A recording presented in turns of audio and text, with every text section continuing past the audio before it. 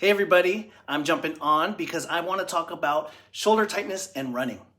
So if you guys are jumping on, go ahead and type live. And if you're catching this on the replay, type replay. So I want to know, as you guys are coming on, do you get shoulder tightness when you run? Do you ever experience it?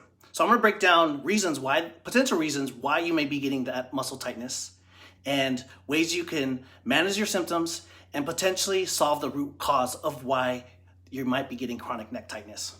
So as people are jumping on, I have my friend here, Bones here. I want to demonstrate kind of where the muscles are attached, give you stretches, and really show you how to manage these symptoms.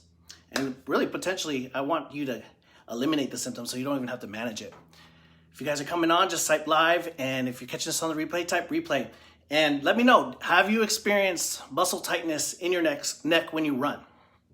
Have you experienced even maybe something in your fingers, maybe a sausagey feeling, maybe a sensation of fullness, or you might be having maybe some tingling in your hand.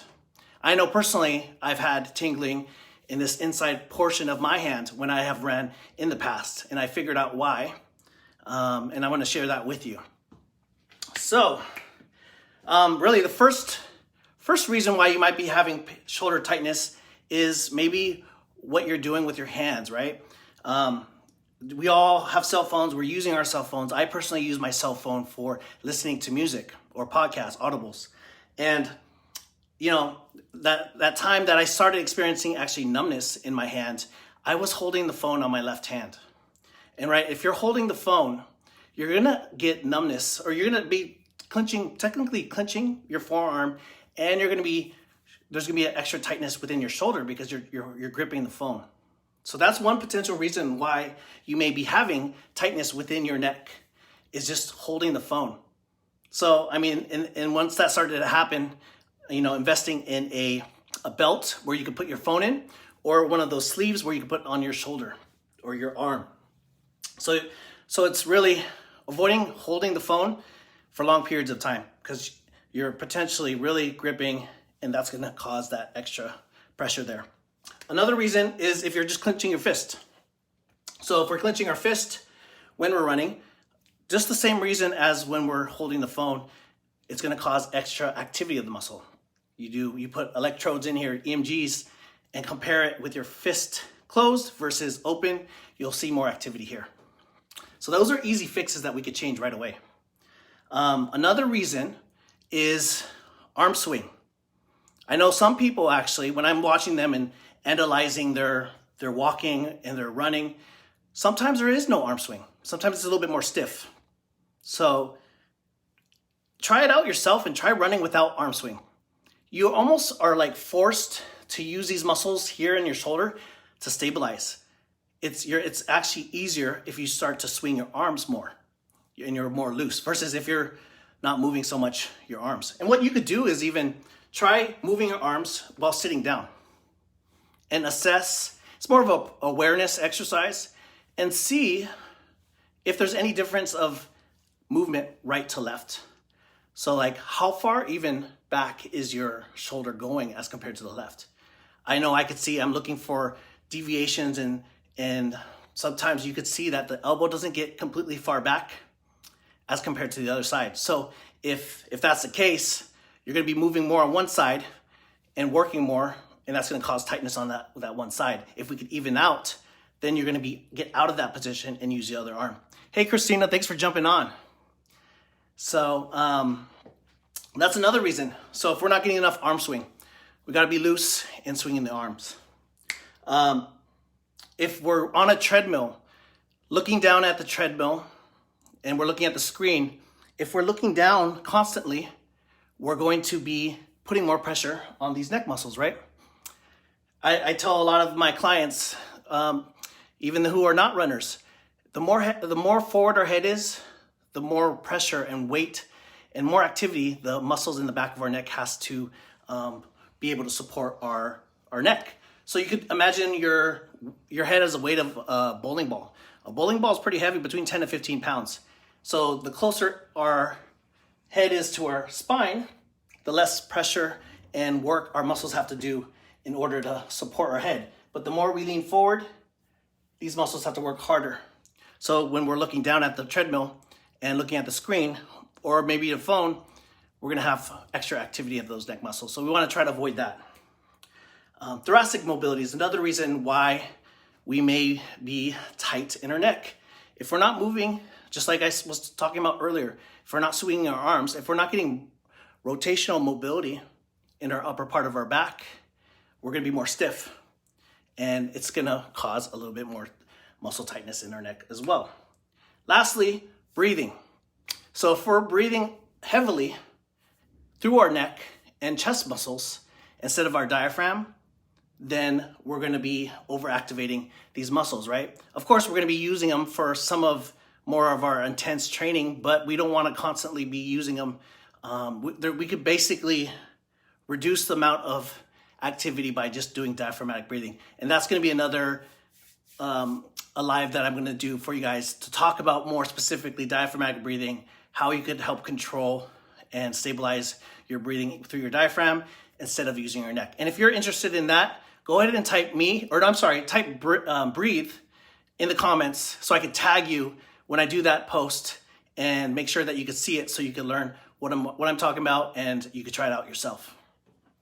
So in order to manage these symptoms, if you're getting muscle tightness in your neck, I have a demonstration of, this is your levator muscle here in our neck. You can see it attached to the shoulder blade, and it attaches to the upper part of your neck, the actual bones here.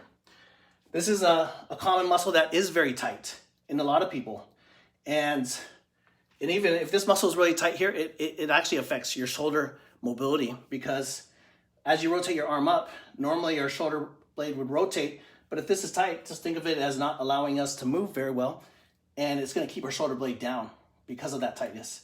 We need that flexibility of it to allow us to rotate up as we raise our arm up. But you can see how it attaches to the neck. So for this exercise, to stretch this muscle, we go to rotate opposite of that side to get maximal stretch. And then we're gonna reach behind our head and pull our head down. So I'll show you that. So this is my left side here. It might be opposite for you, but I'm gonna rotate my head. Say my left side is affected and it's tight. I'm gonna rotate my head to the right, about 45 degrees. I'm gonna reach back and I'm gonna pull my head down. So I'm essentially pulling my nose towards the opposite knee and pulling down. And that's how you isolate and stretch specifically this muscle here. Okay, so again, if it's my right side here, I'm gonna rotate to the left, then I'm gonna pull my head down while maintaining that rotation. And that's for that levator muscle. And really, this could be useful for anyone. We don't even have to be runners in order to do the stretch. A lot of desk workers, it's very beneficial for a lot of people. The next muscle is your upper traps. It's a bigger muscle, and we tend to be very dominant in those upper trap muscles. They essentially cover this area here and go up to your neck here. So this whole area here. You see a lot of people doing shrugs and stuff. They're working the upper traps. Not necessarily a good thing to work it that way, but we do. So in order to stretch that muscle, it's very easy. All you do is turn. So if this is my affected side here, I want to stretch my right side. I'm gonna tilt my head to the left and pull down. And then what you wanna do is hold it there. So even with the first stretch, you're gonna hold that stretch for about 25 seconds, relax and rest, and then do that for another 2 sets. So 3 sets total for that levator muscle. And then if you're working the upper traps, just tilt your head to the side, hold it there for another 25-second count, and then do that for the 3 sets. But again, this is just managing your symptoms. It's not solving the root cause.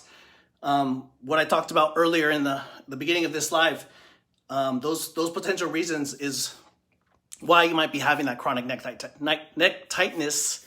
And right now, with doing just the stretches itself, it's going to help you feel better and manage the symptoms. But again, if this is something reoccurring, we have to find out what's the root cause. Last stretch, even that's a common stretch. It's not necessarily within your neck and shoulder here, but it's in the front muscle here. It's your pec minor. It attaches to the shoulder blade here, and it attaches to the 3 ribs right here. So a lot of desk worker, right? Where a lot of us do work sitting down, and it's essentially everything we do is basically in front of us. So this muscle tends to get really tight. So I just really wanted to show this stretch because a lot of us need it. Everybody needs it. So basically, if you get a doorway, I'm going to use Dr. Bones here. And if you are in the doorway here, you're placing your arm up, and then you're leaning forward.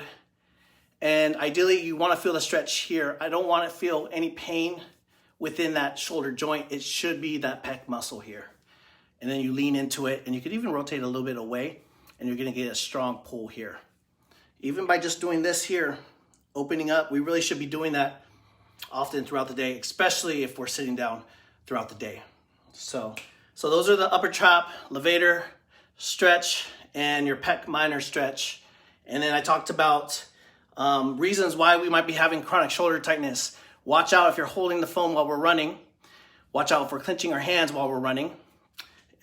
Maybe if we're not swinging our arms when we're running. We want to make sure to swing the arms because that's going to help loosen up the shoulders as compared to if again, our arms aren't moving much, you're basically fighting that rotation. You're overactivating these muscles here. And then thoracic mobility. So we want to work on thoracic mobility. There'll be another live talking more about thoracic mobility, what you could do to increase that mobility. And then breathing. We want to breathe more through our diaphragm. And again, I'm going to talk about that more because it is a good subject that we can spend a little bit more time in discussing how to properly breathe and get more stabilization and brace for your core. So if you guys are interested in that, go ahead and type breathe and comment breathe, and I'll go ahead and tag you. So that way when I post it up, I'll tag you so that way you could check it out. So also, if you want to get a PDF copy of these exercises, the 3 exercises I went and discussed, I can send you a copy. If you just send me your email, I'll just go ahead and do that for you.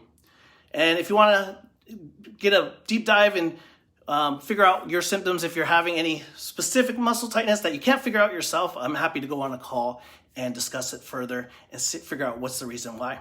So hopefully you guys have a great day. Hope that helped. I'll talk to you guys later.